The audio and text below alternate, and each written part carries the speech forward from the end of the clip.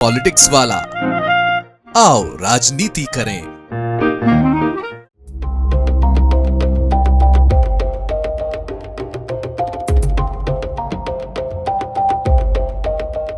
क्या पुलिस और traffic police का काम सिर्फ यही है कि हेलमेट पहना कि नहीं, सीट बेल्ट लगाया कि नहीं, बीमा है कि नहीं और पीयूसी है या नहीं? और अगर एक भी कागज कम निकल जाए तो 500, 400 ना हो तो 200 या 100 ही निकाल दो।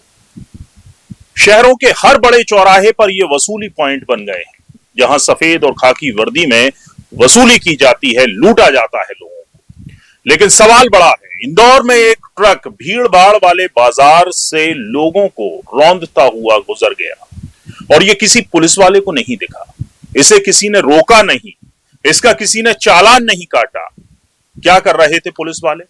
वो भी तब जब 48 घंटे के भीतर प्रधानमंत्री नरेंद्र मोदी इंदौर आ रहे हैं। इसी रास्ते से, एयरपोर्ट रोड से उनको यहीं से गुजरना है। क्या ये उनकी सुरक्षा में बड़ी चूक नहीं है? नमस्कार, आप देख रहे हैं पॉलिटिक्स वाला। मैं हूं राशिद अहमद खान। इंदौर में सोमवार शाम शिक्षक नगर में नो एंट्री में घुसा एक लोडेड ट्रक जिसका नंबर MP09 ZP4069 था, 1.25 किलोमीटर तक जो सामने आया उसे कुचलता हुआ निकल गया।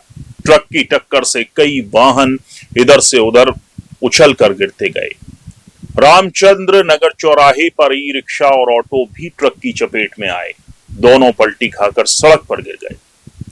ट्रक के टायरों के निशान 300 मीटर तक सड़क पर दिखाई दे रहे थे। कुछ राहगीरों के शरीर के अंग कटकर रास्ते पर बिखर गए। ये दृश्य देखकर, ये खौफनाक मंजर देखकर आसपास मौजूद महिलाएं और बच्चे बदहवास हो गए, कुछ बेहोश भी हो गए। हादसे का एक वीडियो सामने आया है शाम 6:58 पर। इस वीडियो में ट्रक वाहनों, लोगों को रौंदता हुआ आगे बढ़ता हुआ दिख रहा है। हादसे में अब तक 2 लोगों की मौत की पुष्टि हुई है। करीब 35 से ज्यादा लोग घायल हैं। इनमें से 15 की हालत नाजुक बताई जा रही है। ट्रक चालक और खलासी दोनों नशे में थे। पुलिस ने इन दोनों को फौरन हिरासत में ले लिया। मंत्री कैलाश विजयवर्गीय को सुनते हैं, वो भी मौके पर पहुंचे। उन्होंने क्या कहा, सुनिए। प्रधानमंत्री जी की कार्यक्रम की तैयारी के लिए धार में था। मैं प्रधानमंत्री जी के कार्यक्रम की तैयारी में धार में बैठक ले रहा था, तभी एकदम मुझे पता लगा। तो मैं समझा सामान्य एक्सीडेंट होगा। फिर दूसरा फ़ोन आया, तीसरा फ़ोन आया, हमारा अशोक चौहान जी और गुड्डू चौहान जी का फ़ोन आया कि बड़ा हादसा। तो फिर मैं बैठक में सही सीधा अनुमति लेकर रवाना हुआ। अभी सीधा यहीं आया हूँ और इसलिए अभी मैं सिर्फ यहाँ पर 2 पेशेंट हैं, उनसे मिला हूँ। और जो मुझे पता लगा कि 2 कैजुअल्टी हुई है और बाकी सब घायल हैं, 10-11 लोग।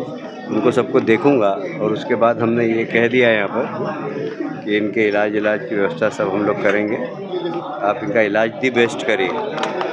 तो वैसे इलाज अच्छा हो रहा है, डॉक्टर से भी हमारी बात हुई है। अब बाकी जगह से भी हम जा रहे हैं।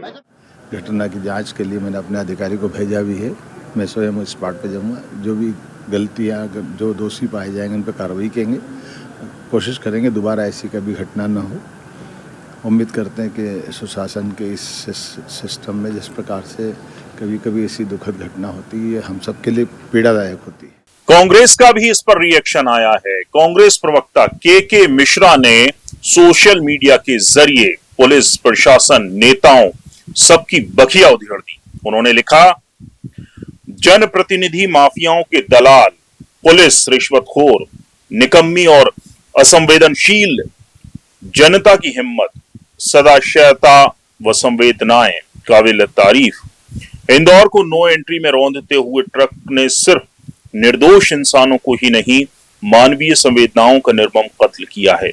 वे अपनी मर्माहत आत्मा से खुद ही पूछ रही है कि क्या पुलिस कमिश्नर अधिकारियों के रेट बढ़ाने के लिए शुरू हुई थी, जब चौराहों पर बैरिकेड्स लगाकर पुलिस के सहारे वसूली पॉइंट विधिवत संचालित होते जा सकते हैं, तो नो एंट्री में हत्यारा ट्रक कैसे घुसा? ड्रिंक एंड ड्राइव कहां थी? शहरी सीमा में प्रवेश के एंट्री पॉइंट मुख्य मार्ग पर ही थाना एरोड्रम है, क्या वहां भी ताला लगा हुआ है? के मिश्रा ने बहुत जायज सवाल उठाए हैं। उन्होंने बहुत गंभीर इशारा किया है कि आखिर इंदौर में ये हो क्या रहा है, वाकई में ये हो क्या रहा है। कहीं हॉस्पिटल में चूहे नवजात बच्चों को कुतर जाते हैं, उनकी मौत हो जाती है। कहीं जो ट्रक है वो इस तरह से लोगों को रौंदता हुआ निकल जाता है, और नेता हिंदू मुस्लिम करने में लगे हुए हैं। उनको अपना अपना मकसद दिख रहा है, लेकिन मूल सवाल है कि ये ट्रक नो एंट्री में घुसा कैसे? जब बुधवार को प्रधानमंत्री नरेंद्र मोदी इंदौर आ रहे हैं तो वे यहां से धार जाएंगे। ऐसे में यूं भी सुरक्षा और पुख्ता होनी चाहिए। बताया जा रहा है कि जिस थाने में एरोड्रम के अंतर्गत यह हादसा हुआ, वहां 119 पुलिसकर्मी तैनात किए गए हैं। इसके बावजूद यह हादसा बड़ी चूक की ओर इशारा कर रहा है। आप इस खबर पर क्या सोचते हैं? कमेंट कर हमें बताएं। पूरा वीडियो देखने के लिए शुक्रिया। नमस्कार।